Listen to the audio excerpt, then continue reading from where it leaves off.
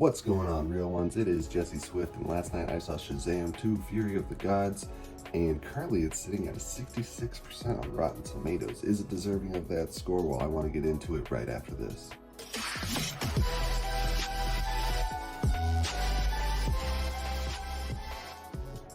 Shazam Fury of the Gods is coming to us a whopping 4 years after the original film. Time flies, and I'll tell you what, it shows with the kids. They look older, but we've had at least 2-year time gap in the movie to try to help kind of justify that, so it doesn't take place immediately after the first one.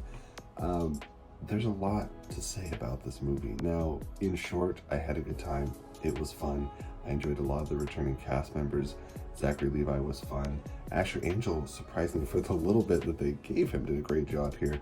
Jack Dylan Grazer really shines, and there's also a lot of new cast additions like Rachel Zegler, Helen Mirren, and Lucy Liu, who all give their best, again, with material that they're given.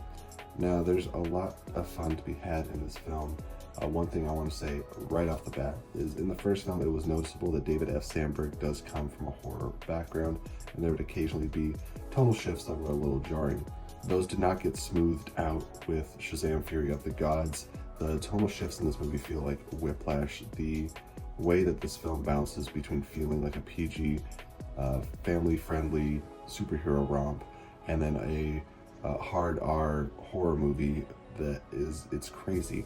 Without getting into spoilers, there are some either background characters or side characters that die just brutally and unnecessarily, and it's very jarring. I remember looking over at my wife while we're watching the movie, and I'm like, ooh, why? And to me, ironically, because now he's running DC Studios, David F. Sandberg's handling of these Shazam movies reminds me of what a less experienced James Gunn might look like. And I say that because when you look at James Gunn's filmography, you have Guardians of the Galaxy, right? Which is a family-friendly film, and there's not a lot of wild, crazy tonal shifts. And then you have The Suicide Squad, a hard R, like James Gunn proper movie, and they both very much so feel like they are consistent throughout. This movie feels like if you took Guardians of the Galaxy and some of the fun lightheartedness of that, and then put some of the excessive gore and mean-spiritedness of The Suicide Squad, put them all in one movie, tones and genre and everything would kind of just clash, I think, and that's what happens. There's a lot of clashing in this movie. Now, is it a bit of a mess? Yes, it is, but I had a really good time with it because there was a lot of fun writing in this movie, and even with some of the immature moments, which are consistent for this franchise and for this character, there's a lot of laughs to be had. Now, don't expect anything spectacular from the villains. There's a couple twists here and there that are appreciated just to spice things up, but you won't probably remember them a year from now. And there's a lot of things in this film that you could say the same about. Despite enjoying yourself, I do not regret seeing this movie at all, unlike Black Adam, which I wish I could wash from memory. It is ultimately forgettable, and I don't think it will be quoted or referenced to. Not that everything needs to be. I think it's a fun movie for the family.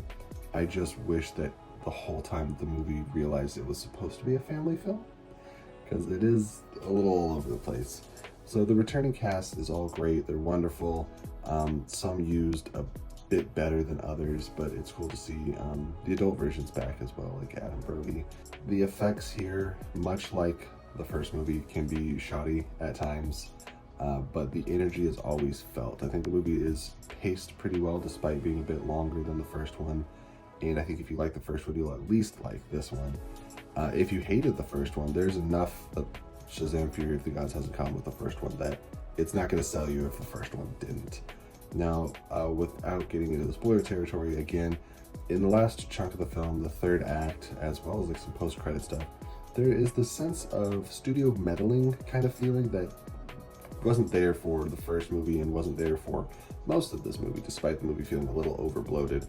But there's a little heavy-handedness that kind of took me out and left me with a little bit of a sour taste in my mouth at the end of the movie.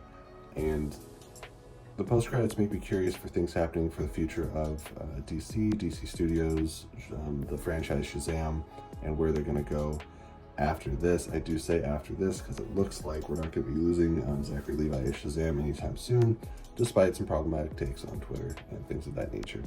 But what's most important is if you guys saw the movie already, let me know in the comments down below, what did you think of Shazam, Fury of the Gods? If you haven't seen it, are you anticipating it? Have you lost interest? I'll say I thought it was worth watching, and I had a really good time with it. It's just a little bit of a chaotic mess. It's a little overstuffed, over-bloated, and just missing some of the charm of that first film.